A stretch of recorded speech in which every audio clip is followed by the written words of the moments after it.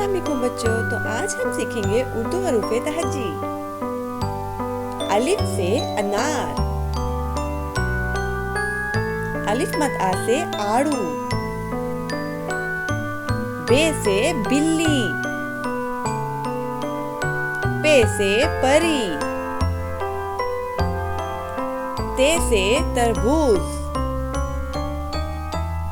टे से टेलीफोन, से समर, जीम से जुगनू, चे से चाबी, हे से हलवा, ख्वे से खरगोश, दाल से दिमाग, दाल से डॉक्टर, जाल से जखीरा, रे से रेलगाड़ी, रे से पहाड़, जे से जिराफा, से सालाबारी, सीन से सजदा,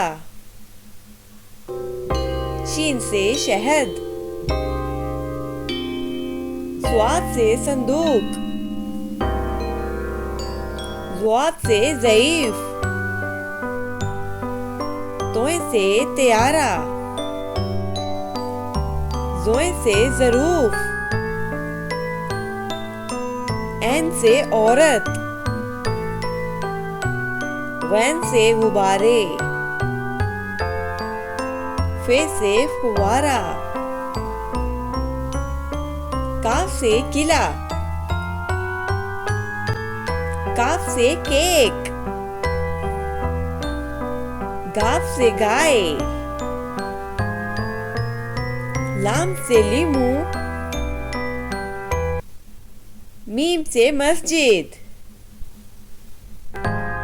नून से नाशपाती, वाव से वकील,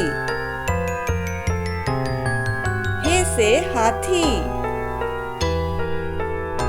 हमजा से चाय,